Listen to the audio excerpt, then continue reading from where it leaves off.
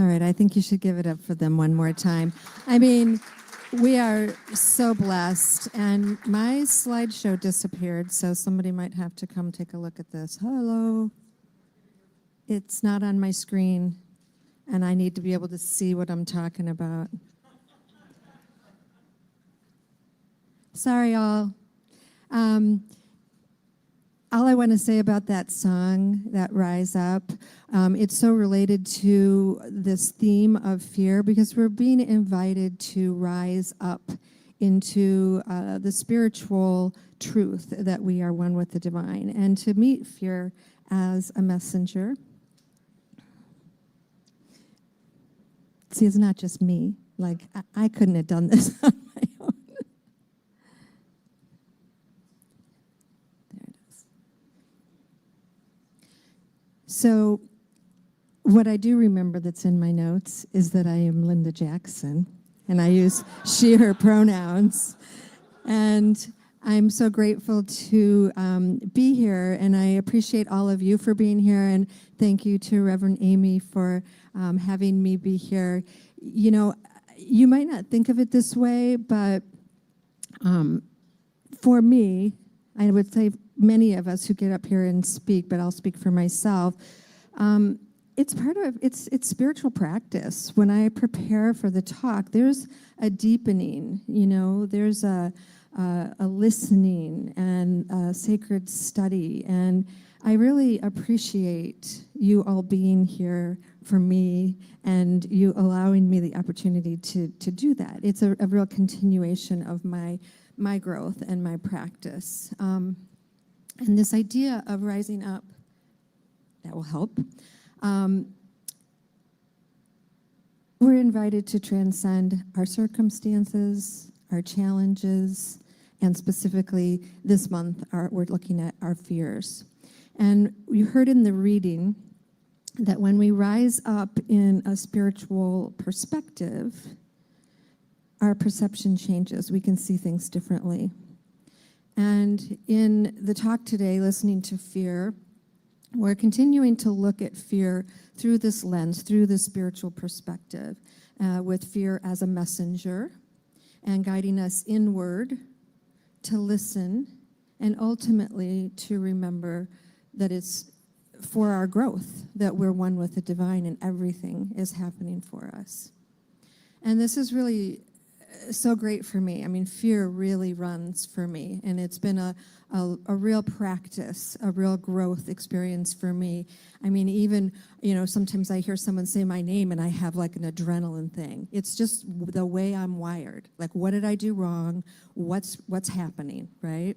And I just really appreciate the 7 messengers and all of their descendants, the way these emotions disguise fear and trick us into thinking that something else is going on when really it's just us forgetting that we're one with the divine, that we're okay, that everything is all right. And when I can surrender and trust, when I can release the gripping and control, which are just results of fear, and when I let go, the universe provides in amazing ways, beyond what I could create on my own. So in the book, When Fear Speaks, Listen, The 7 Messengers of Fear, Dennis Merritt Jones talks about these 7 messengers and their descendants. And the big idea is that fear is here to guide us, as opposed to that cultural habit of pushing away fear, labeling it as weakness, resisting it, just gives it more power, right? And by listening, we give expression to the fear. We give expression to these messengers. And through the expression, the fear can be transformed. So it's not just a messenger, but it's an ally in our transformation. And so to wrap up our theme and this book, I'm going to be reviewing these messengers, what he calls the 7 most prevalent disguises that fear hides behind. And we're going to take a little look at the 7th messenger of uncertainty. You know, I think most of us can relate, and there's a lot of talk these days around the uncertainty of how things are, right? And especially with uncertainty, fear is inviting us to listen with compassion and curiosity, not only for its guidance, but to really remember our oneness and that everything is for you. So as I review each of these messengers, the invitation is for you to consider how to map this onto your own experience. How might fear be disguising itself as one of these messengers in your life, or as all of these messengers? So the 7 primary messengers, or the prevalent disguises he calls, anger, worry, judgment, selfishness, shame, loneliness, and uncertainty. And they all have these descendants or subtypes, which I'm going to look at a little bit. But he says that fear shapeshifts, right? It adapts to our personal vulnerabilities. So those areas in us that are already challenged, that are already sore spots, fear sort of finds its way in there, using these disguises to get our attention. And before I get into each of the messengers, just a little bit of background. You may have already heard this old acronym of forget everything and run as the idea of what fear is, or how to respond to fear. And this old idea really just leads to denial and to escaping through distracting ourselves, right?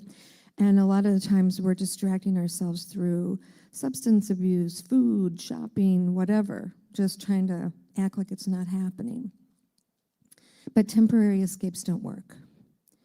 The fear will come back later, and it will be unresolved and maybe a little louder the next time, right?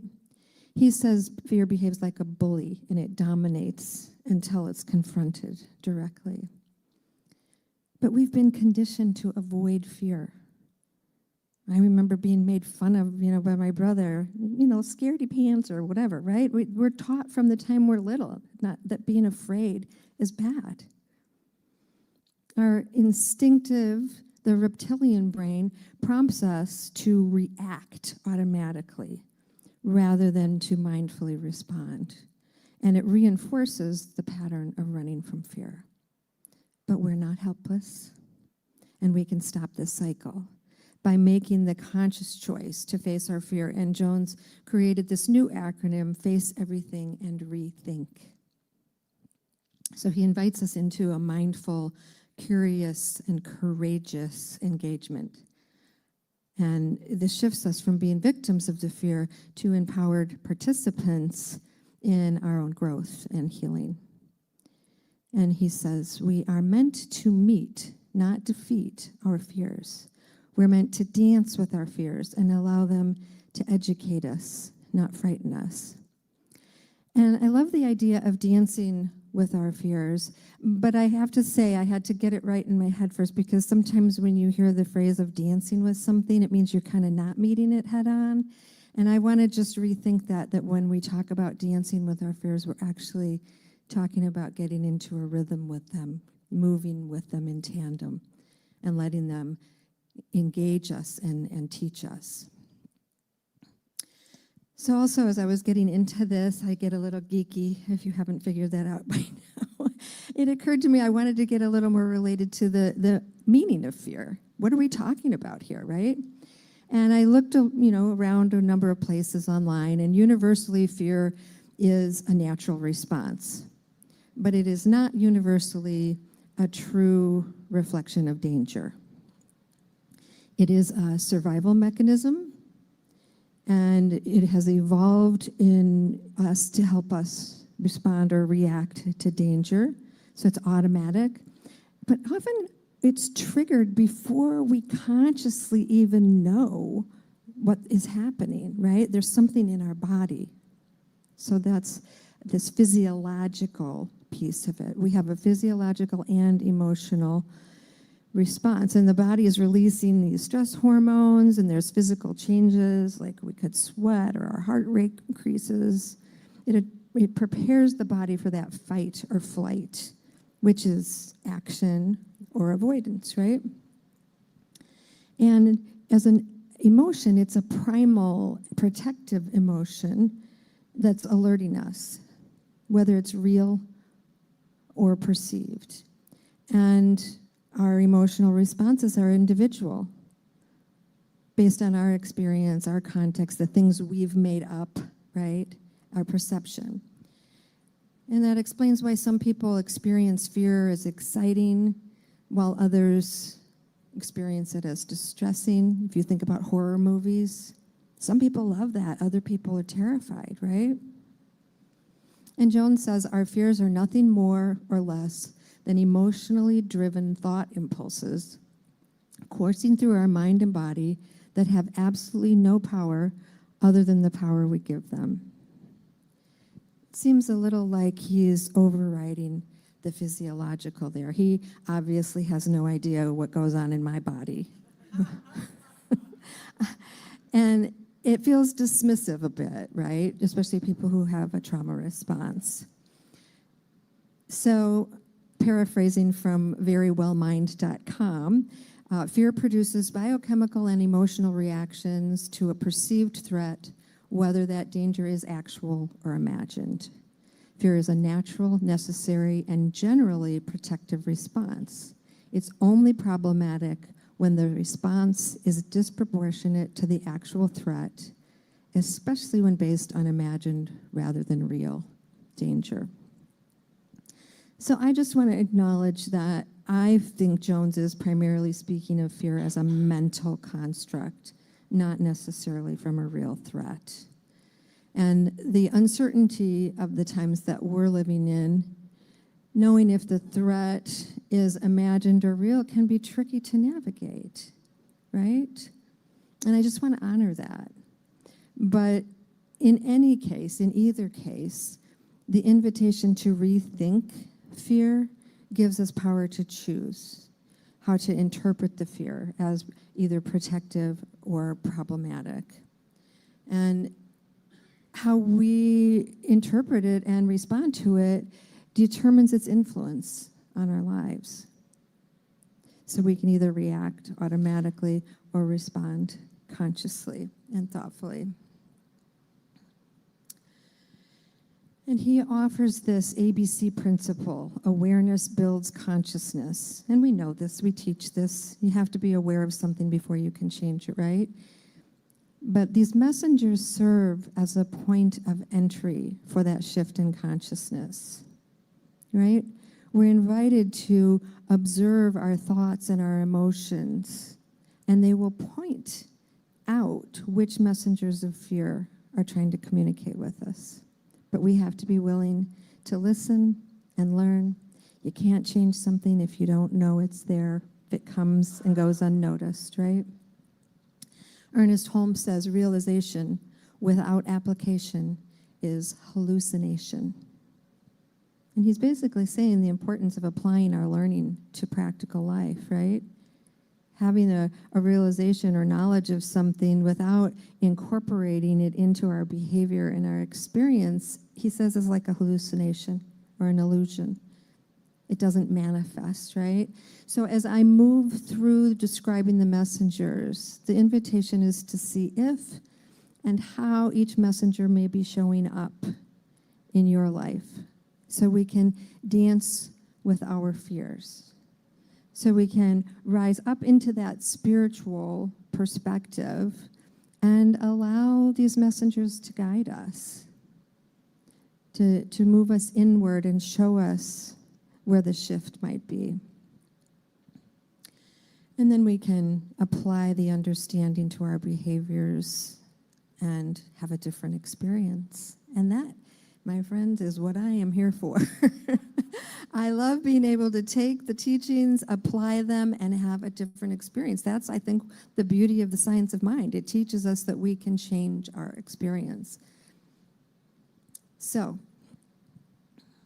you may experience some of these messengers, or you may experience all of them. And to keep the service on time, I'm going to be a little brief, and I trust that you will get what you need And you can always do a deeper inquiry on your own. And you'll notice some of them interweave with one another.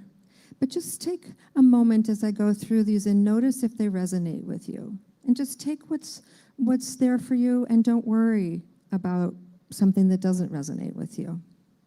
So the first messenger is anger. Anger arises when fear is triggered by unmet needs, crossed boundaries, or perceived injustice. The descendants he labels rage and resentment.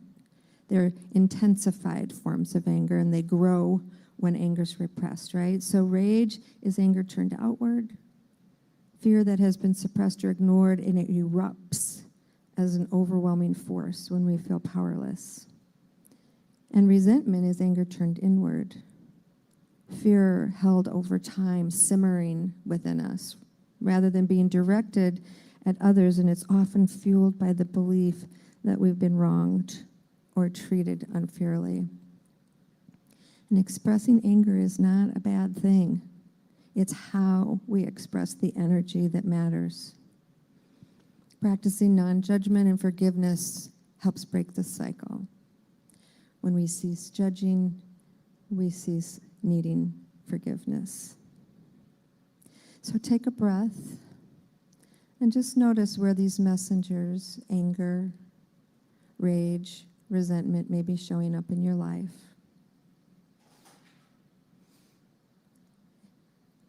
And what boundary feels violated? And you can ask your anger, what truth have I been suppressing? What am I judging? What do I need to forgive? And just notice if there's anything there for you.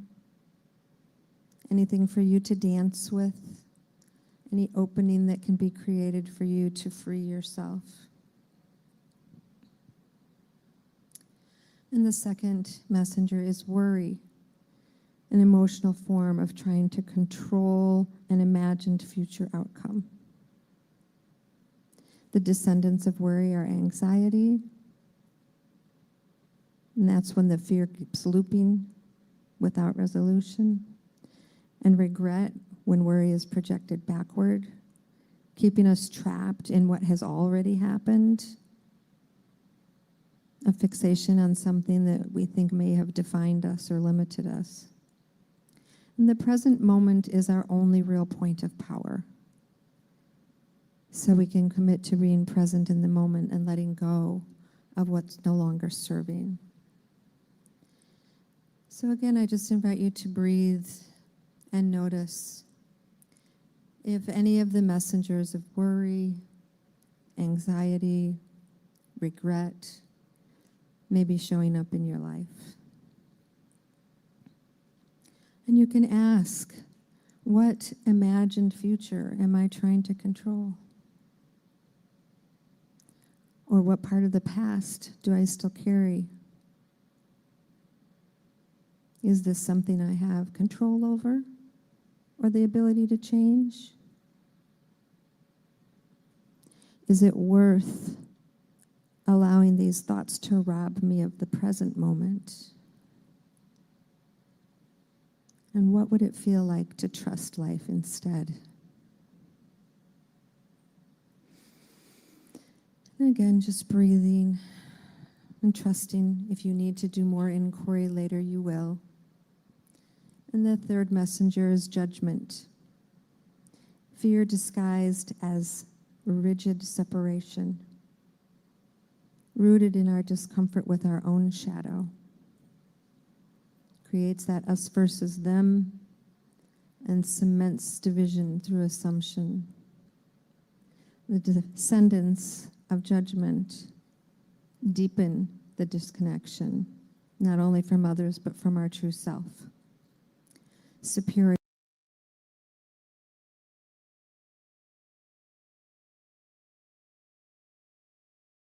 by placing others beneath us. And inferiority is that inner fear of not being enough. And he says hate is the most extreme expression of judgment. When fear becomes hostility and is aimed at what we don't understand or accept. So again, I invite you to breathe and just see,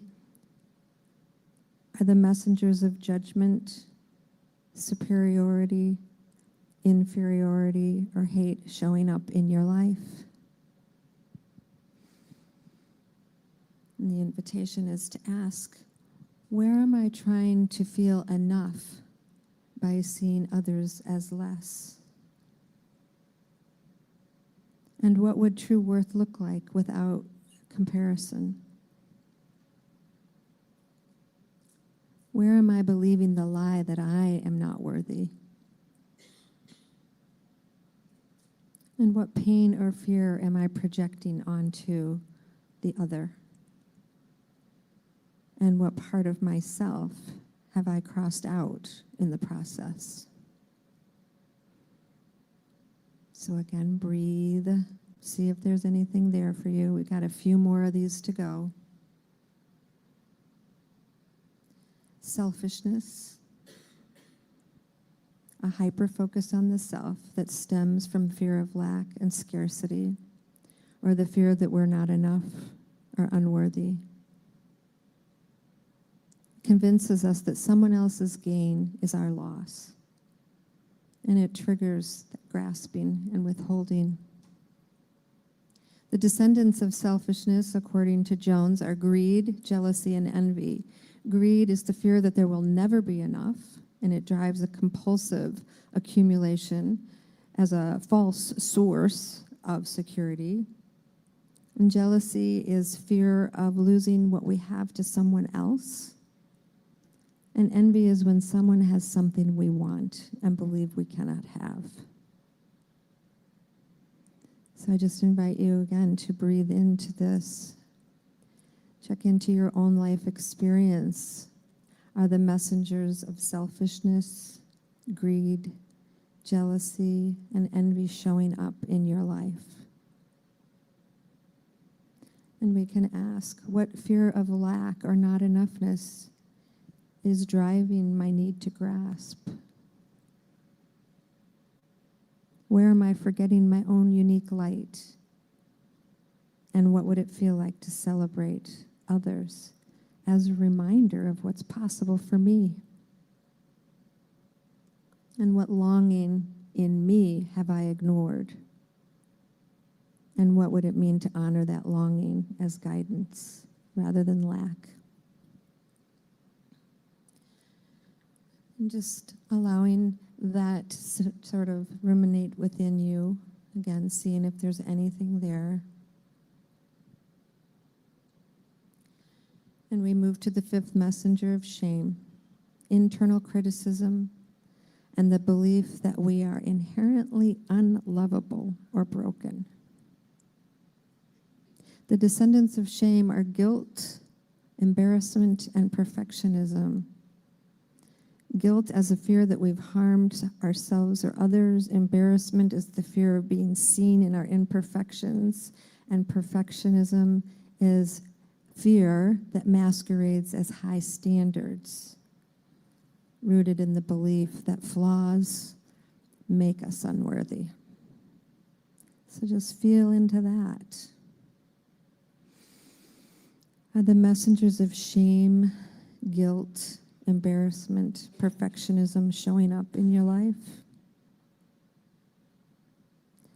And you can ask, what part of me believes I must suffer to be good?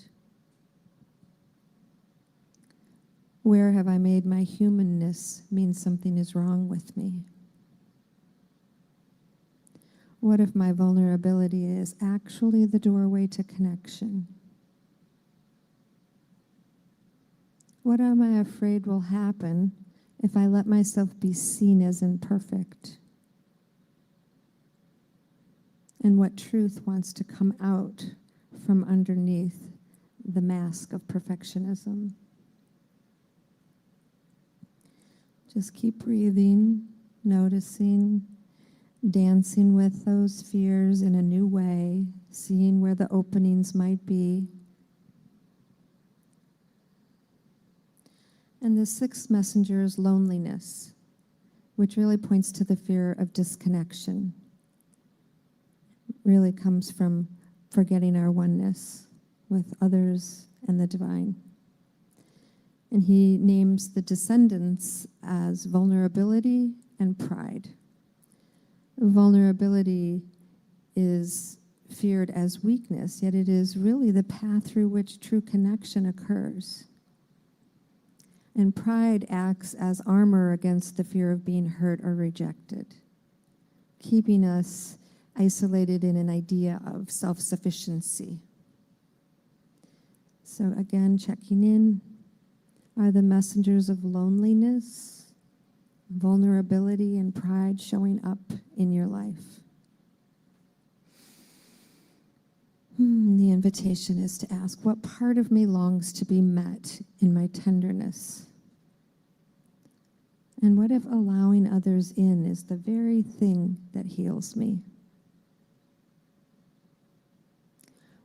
What am I protecting myself by pretending I don't need anyone? Or where am I protecting myself by pretending I don't need anyone? And what would surrender look like if I knew I was safe to be loved? Just see if there's anything there for you in loneliness, vulnerability, and pride, dancing with that in a new way. And the final messenger, uncertainty, fear of the unknown. He calls it an invented fear. It comes from our resistance to the unknown. It's similar to worry, but different.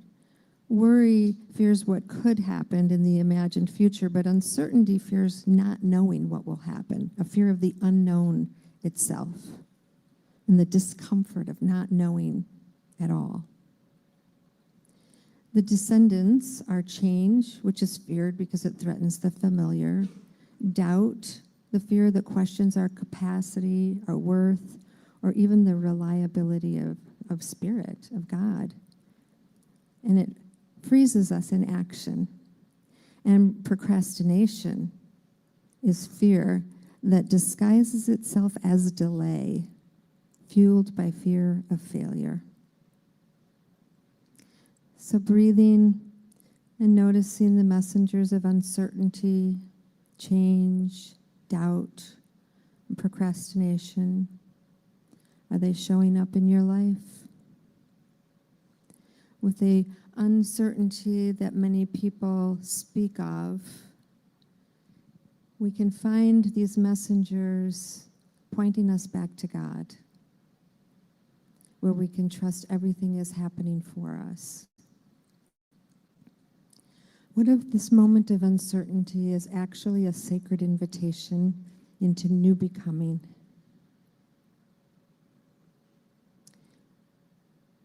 And we can consider questioning, where am I doubting my path because I don't trust myself? And what would it mean to let my inner wisdom lead? And what small, loving steps can I take now to move forward? So just breathing and noticing if there's anything here for you in these messengers of uncertainty, change, doubt, procrastination. And remembering that everything is for you. And bringing your attention back, inviting you to continue that inquiry and continuing to dance with these messengers. I love the new perspective, the new way of thinking of fear. And Dennis Merritt Jones says, transcending our fears of every nature begins with 3 necessary requirements: curiosity, inquisitiveness, and being teachable. So we can commit to bringing that curiosity, inquisitiveness, and being teachable into this inquiry with fear. And you've all heard the quote from Viktor E. Frankl, between stimulus and response, there is a space. In that space is our power to choose our response. In our response lies our growth and our freedom. So we need that awareness that he spoke about, the ABC principle. Awareness builds connection, or builds consciousness. And we're invited to observe our thoughts, and especially our emotions as they're arising in us. And in that gap, that's where we can dance with our fears, where we can have a new relationship to them. We can rise up into the spiritual perspective and allow the messengers to guide us, to first guide us inward for understanding, and then the power to choose to respond in new ways. And this is how we have new experiences. So I'm going to invite you to turn within as I take us into prayer.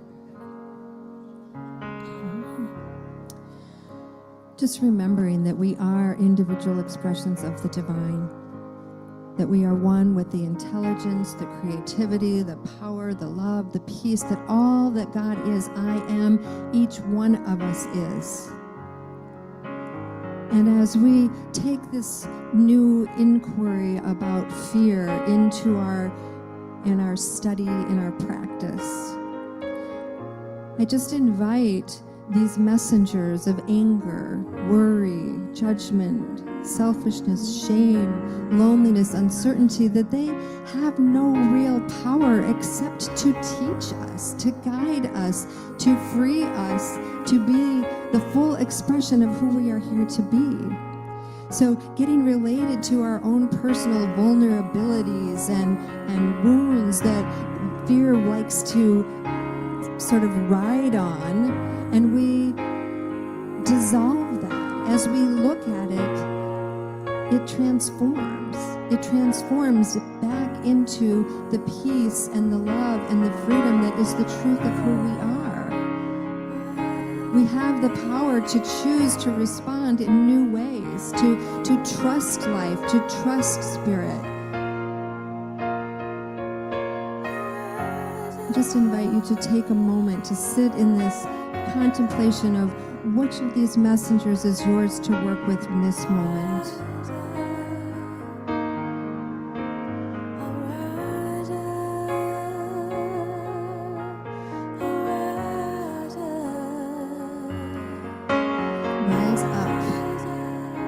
Rise up into the spiritual truth, the spiritual perspective.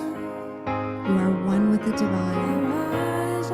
Everything is happening for you. You are being invited into a fuller expression of God as only you can express it. Whatever's wanting to be released is released. Whatever's wanting to be healed is coming forward for healing. You have the power within you for all of it. You have the power of the divine. I'm so grateful knowing that I am in a community of people who do this work. I'm so grateful knowing that this prayer is answered by the power of this word, that we are saying yes to a greater experience of who we are here to be, listening and loving and learning. I'm grateful for the good that unfolds. I'm grateful for all the ways that we impact the world around us. I bless it all. I call it good. I let it be so. And so it is. Thank you.